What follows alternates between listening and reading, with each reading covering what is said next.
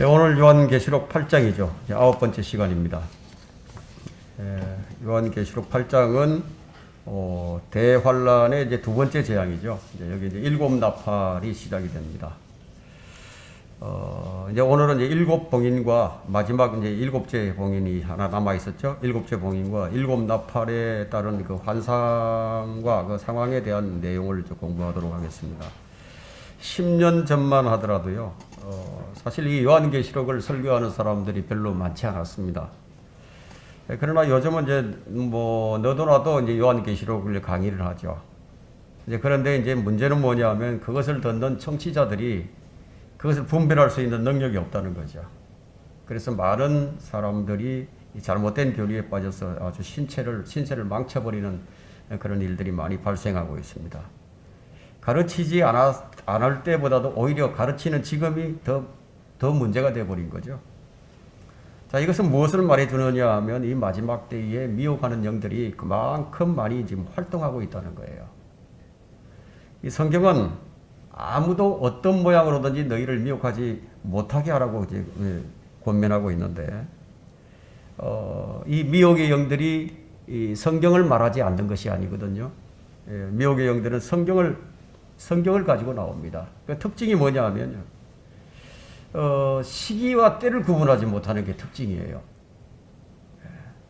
그래서 어느 때 적용을 할 것이며 어느 시기에 어떤 일이 일어날 것인지 이런 부분을 구분하지 못하다 보니까 그 이단 교리가 되어버리고 맙니다. 그 성경에는 이제 좀 어려운 책들이 있죠. 히브리스라든가 이 야고보스라든가 사도행전, 마태복음, 자 이런 책들은 사실상 이제 전환기적인 책이고 또 좀 어려운 책입니다. 그래서 이 책들을 신약 교회의 교리로 삼아서 만일 행위 구원을 가르치게 된다면 이단 교리가 되는 것처럼, 이 교회가 대환란을 통과하지 않는데 교회가 마치 대환란을 통과하는 것으로 가르치면 이단이 되는 거죠. 대환란이 아직 시작도 안 됐는데 시작된 것으로 가르치는 자들이 너무 많죠. 대개 이 미혹의 영들은요, 이렇게 미혹을 합니다. 시기와 때, 성경은 시대를 구분하고 때를 구분하는 것이 너무나 중요한데, 자, 오늘 우리가 공부하는 내용도 때와 시기를 잘 구분하는 것, 이것을 공부해야 합니다. 요한계시록 8장부터 이제 11장까지는 대환란에 대한 두 번째 유형인 이제 일곱 나팔의 재앙을 다루게 됩니다. 8장은 이제 일곱 나팔 가운데서 4개의 나팔을 다루게 되는데요. 6장에서 떼어지지 않았던 이 일곱째 봉인이 7장을 건너뛰어요. 7장을 건너뛰고 8장이 시작되면서 떼어지게 되는데, 이 7장은 삽입장이라고 했죠. 삽입장. 그래서 일곱째 봉인을 먼저 설명하고 난 다음에 그 다음에 이제 일곱 나팔에 대해서 설명하도록 하겠습니다. 먼저 일곱째 봉인, 6장에서 떼어지지 않았던 이 일곱째 봉인이 이제 8장 1절에서 떼어지는 것을 볼 수 있습니다. 1절을 볼까요? 어린 양이 일곱째 봉인을 여실 때 하늘에 약 반 시간쯤 정적이 있더라. 정적이 있더라. 일곱째 봉인을 여실 때에는 별다른 언급이 없어요. 다만 하늘에 약 반 시간 좀 정적이 있더라고 지금 말할 뿐이에요. 어떤 사람들은 이제 일곱째 봉인이 환란 끝에 가서 이제 봉인이 이제 열리게 될 것이고, 또 하늘에 정적이 있는 것은 땅을 정복하기 위해서 망군의 주이신 이 그리스도를 대장으로 모시고 지금 내려오고 있는 중이라고 이렇게 해석하는 사람들이 있습니다. 하지만 이것은 이제 매우 엉성한 해석이죠. 이 봉인이 환란의 어느 시점에서 열리는지 정확한 명시가 지금 없기 때문에 우리는 사실 알 방도가 없어요. 그러나 분명한 것은 뭐냐면 요한계시록 6장과 7장에서 이 환란에 대한 설명을 명백히 하고 있기 때문에 우리 그 부분까지는 아는 거죠. 그래서 이제 일곱째 봉인이 언제 열리든 지금 이 환상을 보고 있는 이 요한의 입장에서 보자면 그 하늘에 움직임이 없다 이거예요. 하늘에 정적이 있을 뿐이라는 거죠. 그래서 없는 것을 유추해내는 것만큼 어리석은 짓이 없는 거죠. 성경에 없는 것을 자신이 생각을 가지고 상상을 하면서 뭔가 좀 만들어내는 거다. 이게. 성경의 해석에 있어서는 사사로운 해결은 전혀 불필요합니다. 많은 사람들이 이 성경을 사사로이 해석을 하다가 망해버렸죠. 그런 자들이 지금 이 시대만 있는 것이 아니라 이제 구약 시대부터 계속 있어 왔습니다. 성경이 7째 봉인이 열릴 때 하늘에서 약 반 시간쯤 정적이 있더라 그렇게 말을 했다면 그렇게 알아들으면 되는 거죠. 이 부분에서 다른 성경에서 말하고 있다면 우리가 해석이 가능해지겠지만 그렇지 않다면 해석하지 않는 것이 자신에게 좋다는 얘기예요. 이 본문 정적이 있더라. 이 본문을 지금 해석하는 데 있어서 아직까지 만족시킬 만한 해석이 없는데 그 이유가 뭐냐면 성경에서 이 본문에 상응하는 다른 내용이 아직까지 발견되지 않았기 때문입니다. 조금 아까 말했지만 성경을 해석할 때 주의할 것은 아직 밝혀지지 않는 것을 유추해서 말하거나 성경으로 비교해서 입증이 되지 않는 것을 말하는 것을 매우 주의하지 않으면 안 되는 것이 성경을 잘못 해석하면 스스로 멸망에 빠지기 때문이에요. 여러분 베드로후서 3장 15절 한번 펼쳐보십시오. 베드로후서 3장 15절부터 16절 보시면요. 또 우리 주의 오래 참으심이 구원인 줄로 생각하라. 우리의 사랑하는 형제 바울도 그가 받은 지혜대로 너희에게 그렇게 썼고 그의 모든 편지에서도 이런 것에 관하여 말하고 있으나 그 가운데는 깨닫기 어려운 것이 들어있어. 성경에는 깨닫기 어려운 것들이 있는 거예요. 그래서 깨닫기 어려운 것이 있어. 바울이 쓴 편지에도 깨닫기 어려운 것들이 많이 있습니다. 그 깨닫기 어려운 것이 있어 들어있어 무식한 자들과 경고하지 못한 자들이 다른 성경들처럼, 다른 성경이라는 것은 지금 이제 구약 성경을 얘기하는 거예요. 다른 성경들처럼 억지로 풀다가 스스로 멸망에 이르느니라. 자, 이 말씀은 그냥 기록된 것이 아니에요. 자, 이 말씀을 무시하고 사사로이 해석한 책들이 지금 이 기독교 서점에 가면 넘쳐나죠. 지금 이 마지막 교회 시대에는 지금 이 책들이 넘쳐나는 시대입니다. 그런데 아이러니하게도 지금 이제 그 영적 기근, 말씀의 기근을 겪고 있는 그런 상태가 지금 이 마지막 교회 시대입니다. 자, 이제 두 번째 환란이 뭐냐면 나팔, 7나팔인데요. 8장, 9장, 10장, 11장에서 이제 이 7나팔들이 묘사되기 시작합니다. 자, 2절부터 보시면 그때 내가 보니 7 천사가 하나님 앞에 섰고 그들이 7 나팔을 받더라. 7 나팔, 하나님께로부터 7 나팔을 받으면서 이제 두 번째 유형의 이제 재앙이 진행이 되게 됩니다. 이것에 대한 뭐 별다른 설명이 필요 없죠. 그냥 그대로 보면 되는 거예요. 3절 보면 다른 천사가 나와서 금향로를 가지고 제단에 서서 많은 향을 받았으니 이는 성도의 기도와 함께 그것을 보좌 앞에 있는 금제단에 드리고자 함이더라. 여기 성전이 나타나고 있습니다. 우리가 보통 성전이라고 하면은 지금 이스라엘, 예루살렘에 있는 성전을 생각하게 되는데 이 성전은 지금 땅에 있는 성전을 말하는 것이 아니라 하늘에 있는 성전을 말하고 있습니다. 왜냐하면요, 지금 천사가 금제단에서 향을 드리고 있는 장면이기 때문에 이 지상에서 천사가 금제단에서 향을 드리는 일은 없죠. 하늘이다 이거예요. 지상에 있는 성전이라면 마땅히 대제사장이 드려야 하는데 천사가 드리는 것으로 볼 때 분명히 하늘의 성전이 있다는 겁니다. 이 하늘의 성전은 계시록 7장 우리가 15절에서 이미 봤습니다. 그래서 이 성전은 보좌 앞에 있는, 하나님의 보좌 앞에 있는 이 제단을 말하고 있는 것인데 이 성전은 모세에게 이전에 보여준 그 성전입니다. 모세가 이것을 보고 성막을 지었죠. 모세는 하늘의 성전을 보고 이 땅에다 하늘의 성전인 모형인 성막을 지었던 겁니다. 이 하늘에 있는 이 성전은 계시록 11장 19절에 가면 다시 한번 언급이 되는데요. 하늘에 성전이 있음을 다시 한번 확인을 시켜줍니다. 그러나 하나님께서 새 하늘과 새 땅을 창조하시고 이제 영원히 시작되면서부터 새 예루살렘 성이 하나님에 의해서 하늘에서 이렇게 내려오게 되는데요. 그때 그 도성 안에는 성전이 없는 것으로 나타납니다. 거룩한 거룩한 성 안에는 성전이 없어요. 계시록 21장 22절을 한번 펼쳐보십시오.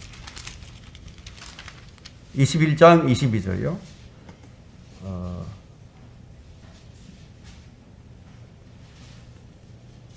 또 내가 보니 성 안에는 성전이 없더라. 이는 전능하신 주 하나님과 그 어린 양이 그곳의 성전입니다. 그러니까 그 성전이 누가 되느냐면 주 하나님과 어린 양이 이제 그곳의 성전이 됩니다. 지금 우리의 몸이 성전이죠. 지금 현재 우리는 이제 우리 몸이 성전이에요. 그러나 그때는 주님이 성전이 됩니다. 우리가 금제단에 대해서 조금 더 살펴본다면은 이 금제단은 향을 피우는 제단으로서 이제 놋제단과는 좀 달라요. 놋제단이 있고 금제단이 있죠. 금제단은 이제 금향로와 이 전체를 이제 금으로 쌓은 이제 언약궤가 있는 제단인데요. 히브리서 9장 한번 4절을 한번 펼쳐보십시오. 히브리서 9장 4절에 거기에는 금향로와 전체를 금으로 쌓은 언약궤가 있었고 그 안에는 만나를 담은 금항아리와 아론의 쌍난 지팡이와 언약의 돌판들이 있었더라. 놋제단은 이제 제물을 태우는 그런 제단을 말하는 것이고 또 금제단은 이제 향을 피우는 제단을 말합니다. 장막 밖에 이제 번제단이 있었죠. 그 번제단은 놋을 입혀요. 출애굽기 38장에 이제 나오는데 장막 안에 향을 피우는 제단은 금을 다 입혀요. 이게 이제 출애굽기 37장에 나옵니다. 바로 이 금제단에서 모든 성도의 기도를 금향로에 담아 향의 연기와 함께 하나님께 드려지는 것을 우리가 지금 여기서 이제 보고 있는 겁니다. 2절에서 5절에. 나팔을 부는 일곱 천사가 드리는 것이 아니라 다른 천사예요. 일곱 천사가 아닌 또 다른 천사가 이 일을 수행하게 되는데 금향로를 가지고 보좌 앞에 있는 여기 이제 보좌는 언약궤의 위치인데요. 땅의 성막에서는 지성소 자리를 말하고 있는 것이죠. 그래서 지금 하늘이다 이거예요. 다른 천사가 금제단에서 지금 드립니다. 모든 성도의 기도는 향의 연기로서 하나님 앞으로 올라간다는 사실을 다시 한번 우리는 이제 명심을 하게 됩니다. 이것은 전혀 새로운 사실이 아니에요. 이미 구약 성경에도 예시되어 있었고 또 누가복음 1장 10절에서도 예시된 사실입니다. 하나님께서는 성도들의 기도를 기억하시는 거죠. 자, 그렇다면 우리의 기도는 금향로에 담겨지는 향이에요. 그러나 여기서의 성도의 기도는 조금 특이한 점이 있어요. 어떤 특이한 점이 있냐면 그들의 기도가 복수를 위해서 하는 기도라는 것이 좀 특이해요. 복수를 해달라 이거예요. 로마서 12장 19절에 보면은 원수 갚는 일은 나의 일이니 내가 갚으리라 이렇게 말씀하셨죠. 이 말씀대로 그들은 스스로 복수하지 않고 진노하심에 따라서 하나님께 맡기는 거죠. 이들이 누구인가 하면 바로 우리가 계시록 6장 9절과 10절에서 보았던 하나님의 말씀과 예수의 증거 때문에 목배임을 당해서 죽은 자들이다 이거예요. 이 자들이 제단에서 사탄에게 제물로 드려지기 위해서 희생된 자들인데 이 혼들이 복수를 위해서 지금 기도하고 있는 거예요. 제단 아래서 기도한다 이거예요. 그 기도가 향으로 담겨서 올라갔다 이거죠. 이 복수가 지금 계시록 8장 오늘 본문 5절에서 지금 응답이 되고 있다는 겁니다. 지금까지 우리가 4장부터 8장까지 보았던 이 내용들이 일목요연하게 순차적으로 이렇게 기록이 된 것 같은데 근데 이 시제가 벌써 뒤죽박죽 되어 있다는 사실을 여러분들이 이미 간파를 했을 겁니다. 왜 하나님께서 이렇게 하셨을까요? 왜 순서대로 안 하시고 뒤죽박죽 만들어 놓았을까요? 이것은 하나님의 말씀에 순종하지 않는 자들, 하나님의 말씀에 따르지 않는 자들을 가려내시기 위한 것일 수도 있습니다. 하나님께서는 하나님의 말씀을 올바로 나누라고 말씀하셨죠. 그래서 이것이 때와 시기, 때와 시제를 무시하는 자들을 탈선시키는 방법이라 이거예요. 올바로 나누어 공부하라 때문에 공부해야 되는 거죠. 그 어떤 구절이 이 구절을 뒷받침해 주느냐면 바로 디모데후서 2장 15절이에요. 네가 진리의 말씀을 올바로 나누어 자신이 하나님 앞에 부끄럽지 않는 일꾼으로 인정받을 수 있도록 공부하라. 그러니까 하나님 말씀을 올바로 나눠야 된다 이거. 때를 나눠야 되고, 예. 장소가 어떤 장소인지 시제가 언제인지 다 나눠야 된다 이거예요. 근데 올바로 나누라고 했는데 이 말씀대로 하지 않는 사람들은 그 성경을 올바로 풀 수가 없게 되는 거죠. 그래서 거기서는 사사로운 해석이 나오게 됩니다. 성경의 저자가 성령님이시잖아요. 그래서 성령님께서 성경의 저자인데, 근데 이 성경을 무시하고 성경 말씀을 올바로 나누지 않는 사람들, 자기 마음대로 해석하는 사람들에게 조명을 주실 수가 없죠. 말씀을 올바로 나누지 않는다면 조명을 받지 못합니다. 말씀대로 해야 된다. 올바로 나누라 했으면 올바로 나눠야 된다는 거죠. 자, 우리가 첫째 나팔을 한번 보도록 하겠습니다. 지금 5절부터 보겠는데요. 그 천사가 향로를 가져다가 제단불을 담아서 땅에 쏟으니 거기에서 음성들과 천둥들과 번개들과 지진이 일어나더라. 그때 7 나팔을 가진 7 천사가 나팔을 불려고 준비하더라. 땅에 쏟으니 그랬죠. 이 5절에 보면. 근데 거기서 음성들과 하늘에서 지금 제단에 불을 담아서 땅에 쏟았다 이거예요. 그러니까 거기서 음성들과 천둥들과 번개들과 지진이 지금 땅에서 일어나는 것을 얘기하고 있습니다. 그때 7 나팔을 가진 7 천사가 나팔을 불려고 준비하더라. 첫째 천사가 나팔을 부니 피가 섞인 우박과 불이 따르더라. 그것들이 땅에 쏟아지니 나무의 3분의 1이 타버리고 모든 푸른 풀도 다 타버린다 이거예요. 이게 첫 번째 나팔에서 나오는 재앙이에요. 피가 섞인 우박과 불이 하늘에서 쏟아진다 이거예요. 그렇게 되면 어떻게 되겠어요? 지금 초목이라든가 나무들이 어떻게 되겠습니까? 파괴되겠죠. 불이 타버리겠죠. 그래서 모든 풀이 다 타버린다 이거죠. 7절에 보니까 모든 푸른 풀도 타버리더라. 여러분, 호주에서 일어났던 산불 한번 보세요. 캐나다에서 일어나는 산불, 캘리포니아에서 일어나는 산불, 끌 수가 없죠. 끌 수가 없어요. 러시아에서 일어났던 산불, 이 대형 산불은 끌 수가 없어요. 그래서 그날의 재앙이 어떠할지 지금 보여주는 예시들입니다, 이것이. 하나의 모형을 우리에게 지금 보여주고 있는 거죠. 이것을 볼 때 재앙은 주님께서 주시고 주님께서 멈추신다는 거예요. 비가 내리지 않는다면 계속 타 들어가는 거죠. 다 태워질 때까지.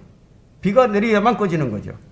뭐 소방 헬기를 아무리 동원해도 소용이 없는 거예요. 과거에는 어떤 사람이 피 섞인 우박과 불이 떨어지는 이런 현상을 가지고 설교를 하게 되면 사람들이 그 목사를 비웃고 조롱을 했지만 지금 시대가 어떻습니까? 지금은 원자 핵 융합 실험이 되는 그런 시대이기 때문에 이런 점들이 매우 쉽게 발생할 수 있다는 것을 다 이해를 하죠. 지금 이런 얘기를 해도 이제는 비웃을 사람이 없어요. 100년 전만 해도 세상에 종말이 오고 있다고 설교를 하면은 과학자들이 그걸 비웃었습니다. 이제는 이제 과학자들이 세상에 종말이 오고 있다고 말을 하는데도 비웃을 사람이 없죠. 그럼 누가 비웃느냐? 설교자들이 비웃습니다. 말씀을 믿지 않는 목사들이 비웃는다 이거예요. 이제는 설교자들이나 과학자들보다도 더 진실을 설교자들이, 이 목사들이 이 과학자들보다도 더 진실을 알지 못하는 아주 이상한 시대가 되어버리고 말았습니다. 그 이유가 뭐냐 이거예요. 성경을 문자적으로 믿지 않고 상징적으로만 믿기 때문에. 지금 이 계시록에 나와 있는 것은 모두가 다 상징이라고 치부해버립니다. 성경에는 이제 문자적인 것들도 있고 또 상징적인 것들도 있고 비유적인 것들도 있어요. 근데 비유적인 것은 별로 문제가 안 돼요. 왜냐하면 비유의 말씀이 나오면 그 다음에 그 비유가 어떤 내용인지 성경이 스스로 풀어주기 때문에 그건 문제가 안 되는데 이제 상징적인 것들 이것이 조금 이제 문제가 되죠. 성경은 1차적으로는 문자적으로 봐야 됩니다. 아무리 그래도 문자적으로 본다 하더라도 그것을 문맥을 살피지 않고 적용을 하게 되면 실수를 해버립니다. 성경에 나오는 어떤 단어나 이 용어들은 성경 전체를 찾아가면서 성경이 그것을 무엇을 의미하고 있는지 그것을 확인하고 난 다음에 적용을 시켜야 된다. 그렇지 않게 되면은 성경을 오해하게 되고 사사로운 해석을 해버립니다. 이제 둘째 나팔을 한번 보도록 하겠습니다. 8절부터 9절인데요. 둘째 천사가 나팔을 부니 거대한 산이 불에 타서 바다로 던져지는 것 같더니 바다의 3분의 1이 피가 되더라. 또 바다에 있는 생명을 가진 피조물들 3분의 1이 죽고 배들의 3분의 1이 파괴되더라. 바다의 3분의 1이 피가 된다 이거예요. 바다에 생명을 가진 피조물 3분의 1이 파괴된다는 거예요. 그럼 성경에서는 지금 바다를 언급을 할 때 깊음, 둘째 하늘과 셋째 하늘 사이에 있는 그 깊음을 얘기하는 것이 아니라면은 그러면 어떤 바다를 얘기하는 것이냐 이거예요. 지상에 있는 모든 바다를 얘기하는 것이냐? 그것이 아니라는 거죠. 지중해나 또 갈릴리 바다임을 의미할 수도 있습니다. 그러나 8절에 지금 이 바다는 13장 1절에 다시 한번 언급이 됩니다. 바다에서 올라오는 자가 있어요. 그게 바로 적그리스도인데 바다에서 올라오는 자. 그럼 그 바다가 어디냐 이거예요. 그 바다는 명백히 지중해예요. 지중해 쪽에서 적그리스도가 나온다 이거예요. 그래서 이 본문의 말씀은 바다가 지중해일 가능성이 많다 이거죠. 그러나 그것이 꼭 그렇다고 얘기할 수는 없는 거예요. 왜냐하면 성경이 지중해다 이렇게 명시를 하고 있지 않기 때문에 그냥 바다라고 얘기하고 있기 때문에 우리가 그까지만 하면 된다 이거죠. 어쨌든 이 바다의 생명체가 3분의 1이 죽어요. 바다에 있는 생명체. 그러면 그 속에 있는 수많은 물고기 떼들 다 죽어버리고 둥둥 떠면 어떻게 되겠습니까? 부패하겠죠, 목이.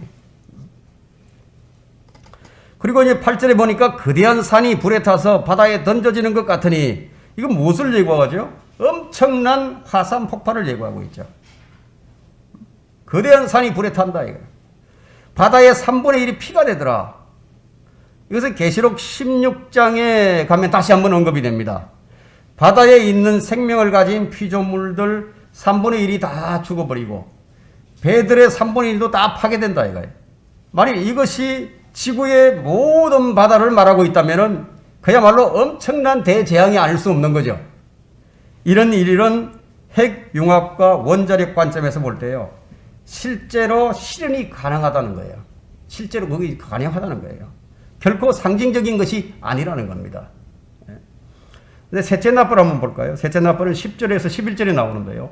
셋째 천사가 나팔을 부니 하늘에서 등불처럼 타는 큰 별이 떨어졌는데 그것이 강들의 3분의 1과 물들의 원천에 떨어지더라. 그 별의 이름은 쑥이라고 하고 물의 3분의 1이 쑥이 되니 그 물이 썩게 됨을 인하여 많은 사람이 그 물로 죽더라.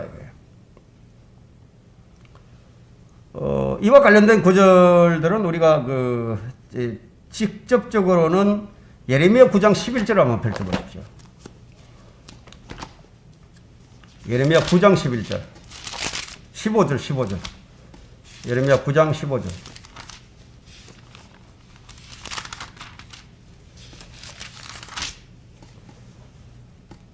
그러므로 만군의 주 이스라엘의 하나님이 이같이 말하노라. 보라, 내가 그들 즉 이 백성을 먹이리니 쑥으로 먹이고 독이 든 물을 주어 마시게 하리라. 재앙이죠 이게. 이렇게 하신다 이거예요. 간접적으로는 이제 예레미야 51장 25절에 있는데요.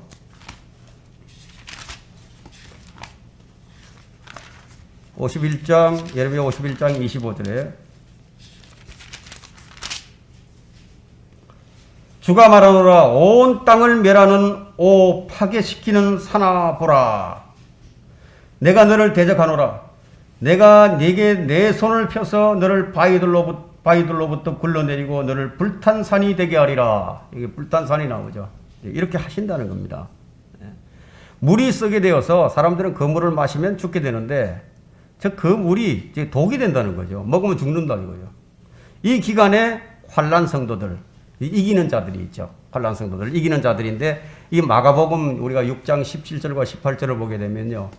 그들이 어떤 독을 마실지라도 해를 입지 않게 됩니다. 지금은 뭐 누구든지 먹으면 다 죽게 되죠. 그렇지만 그때는 그렇지 않다 이거예요. 그게 마가복음 16장 17절과 18절에 이제 나오게 되는데요. 이것은 사도들에게 부여된 약속들을 지니기 때문에 이 물을 마셔도 해를 당하지 않게 됩니다. 사도행전 앞부분에 나타나는 이 사도의 표적이 있었죠. 오순절로부터 시작된 사도의 표적과 이적은요, 하나님께서 이스라엘을 환란 때 상대하게 되실 때 다시 한번 나타나게 됩니다. 누구라도 지금 이 시대에 나는 사도의 표적을 가졌다 이렇게 주장을 한다면은 반드시 그 사람은 마가복음 16장 17절과 18절과 같이 독을 마셔도 죽지 않아야 인정을 받을 수 있는 거죠. 그렇지 않으면 인정 못 받는 거죠. 마가복음 16장 17절과 18절 한번 펼쳐보십시오. 믿는 자들에게는 이러한 표적들이 따르리니 즉 내 이름으로 그들이 마귀들을 쫓아내고 또 새 방언으로 말하리라. 그들은 뱀들을 집을 것이요 어떤 독을 마실지라도 결코 해를 입지 않을 것이며 병자에게 안수하면 그들이 회복되리라고 하시더라.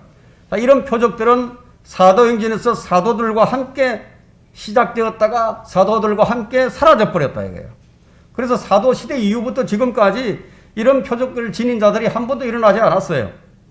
이 표적이 다시 한번 나타나게 되는데 바로 왕국복음, 천국복음과 함께 동반되는 표적들이 대환란 때 이 환란 성도들, 이기는 자들에 의해서 나타나게 된다는 겁니다. 대환란 때 14만 4천 명에게 이런 능력이 주어진다는 겁니다. 마태복음 10장 5절에서 10절을 여러분들이 참고해 보시기 바랍니다.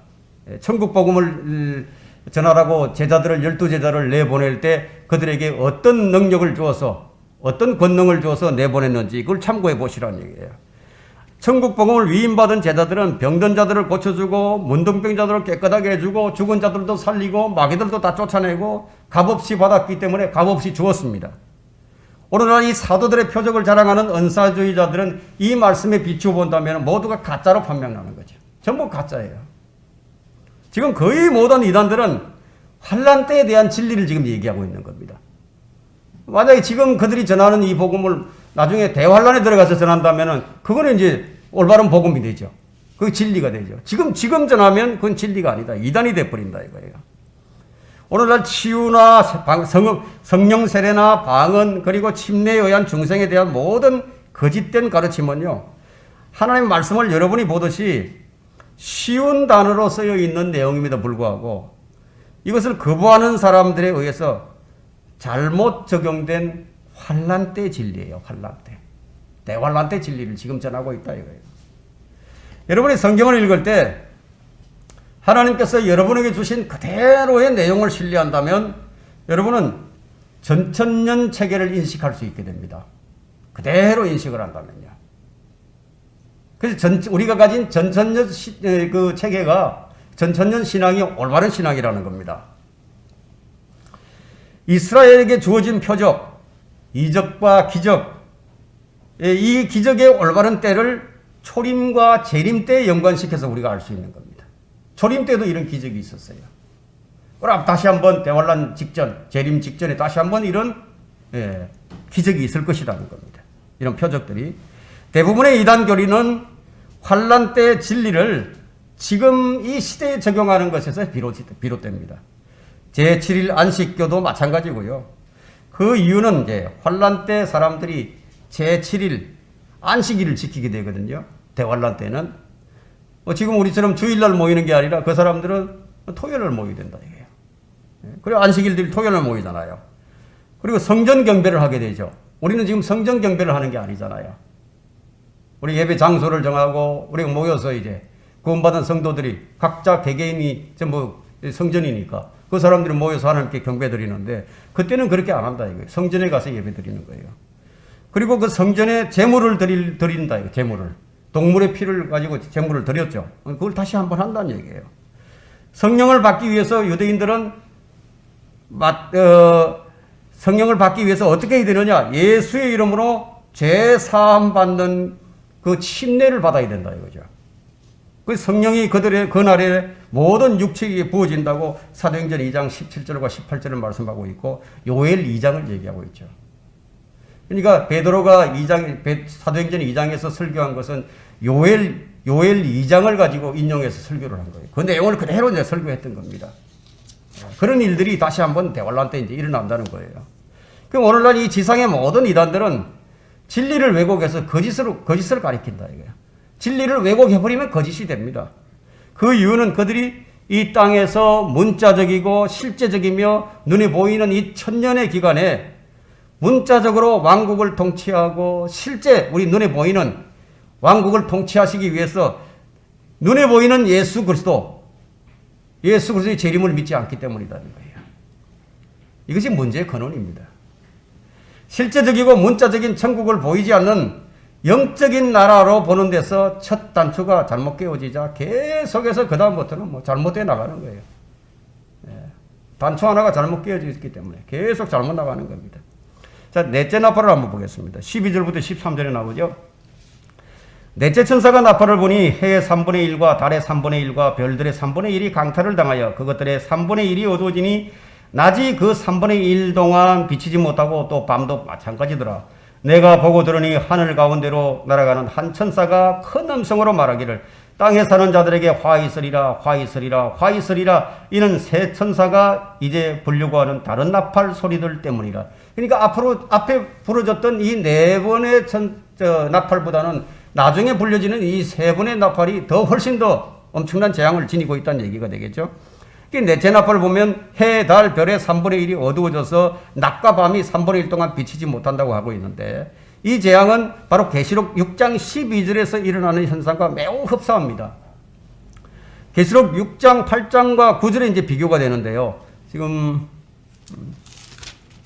시간이 한번 펼쳐볼까요? 6장 8절과 9절을 한번 보겠습니다. 이에 내가 보니 보라 창백한 말 한 마리가 있는데 그 위에 탄 자의 이름은 사망이요 지옥이 그 뒤를 따르니 그들에게 칼 전쟁이죠. 굶주림 비근이에요. 사망과 땅의 짐승들로 땅의 4분의 1을 죽일 권세가 주어졌더라. 땅의 4분의 1이 죽는 거예요. 4분의 1이. 그리고 어린 양이 다섯째 봉인을 여실 때 내가 보니 제단 아래에는 아까 우리가 봤죠. 제단 아래에서 기도를 했던 이 사람들의 이 기도가 향이 돼서 올라간다 이거예요. 그 가진 증거들 때문에 하나님의 말씀과 제단 아래에는 하나님의 말씀과 그들이 가진 증거 때문에 죽임을 당한 자들의 혼들이 있었는데 죽은 자들이죠. 그들이 이제 제단 아래에 있다는 건데 나중에 이제 그 부분에 대해서 우리가 지난 시간에도 살펴봤고요. 나중에 다시 한번 살펴볼 수 있는 기회가 있을 겁니다. 자, 우리는 이 시기가 언제인지 지금 정확히는 알 수 없는데요. 그 르크마 목사님의 견해는 뭐냐면 7나팔 중간에 7나팔 중간에 비로소 이제 이런 일들이 일어나기 시작할 것으로 생각한다고 이제 자신의 견해를 밝히고 있는데요. 성도들의 기도가 응답되어져서 복수하는 것으로 돌아오는 것도 환란의 중간이나 환란의 중간을 지나서 시작된다는 거예요. 이 기도를 드렸어요. 기도가 향이 돼서 올라갔어요. 올라가니까 다시 이제 복수가 이제 땅으로 내려오는 거예요. 그들은 잠시 더 쉬라는 말을 듣게 되는데 이는 나팔이 환란 중간을 지나서 부는 것임을 지금 암시하고 있습니다. 환란 중간은 3년 반 지나서 분다는 얘기예요. 3년 반 전에는 불지 않는다는 얘기입니다. 계시록 8장 12절의 하늘의 현상들이 계시록 6장 12절에서 일어나는 하늘의 현상들과 얼마나 잘 어울리는지 한번 보세요. 6장 12절 한번 보세요. 또 내가 보니 어린 양이 6째 봉인을 여실 때 큰 지진이 나며 해가 머리털로 짠 천같이 검어지고 달이 피처럼 되었으며 지금 우리가 방금 8장 12절에 읽었던 거하고 이제 아주 흡사하죠. 잘 어울리고 있죠. 이 현상들은 환란 끝에 일어난다 이거예요. 그러나 이 르크마 목사님은 이 주석을 달면서 자신의 견해가 정확하다고 주장하지 않아요. 이걸 이럴 것이다, 확실하다 이렇게 얘기하지 않는다 이게요. 그럴 가능성이 있다 이 정도로 하는 거죠. 정확하지 않는 것을 정확하다고 말을 하는 것이나 모르는 것을 아는 것처럼 기술하는 것은 옳지 않다는 얘기입니다. 특히 이 성경은 더욱 그렇죠. 왜냐하면 성경을 억지로 풀다가 스스로 저주를 받기 때문에. 계시록을 두려워하는 사람들은요, 이 책을 이해하지 못할 뿐만 아니라 그들은 이 계시록이 말하는 것을 믿으려 하지 않아요. 믿을 생각조차 하지 않습니다. 그리스도인이라면 계시록이 말하고 있는 그대로 믿고 계시록이 명료하기 때문에 그 부분에 대해 그 대부분을 이해를 하지만요. 모든 일이 일어나는 정확한 날이나 횟수는 좀 애매하다는 얘기예요. 이해하기 어렵다는 얘기예요. 예. 대환란이 이제 일어날 때까지는 분명치 않은 거죠. 그때 가봐야 이제 아는 거죠. 그죠? 계시록과 연결되는 다니엘서에서 다니엘은 어떤 일들을 끝날까지 개봉하지 말고 기다리려는 말을 들었습니다. 네 천사가 지금 나팔을 불었고 아직 지금 세 천사는 나팔을 불지 않은 상태입니다. 여기까지만 오늘 하고 다음 시간에 나머지 세 나팔을 공부하도록 하겠습니다.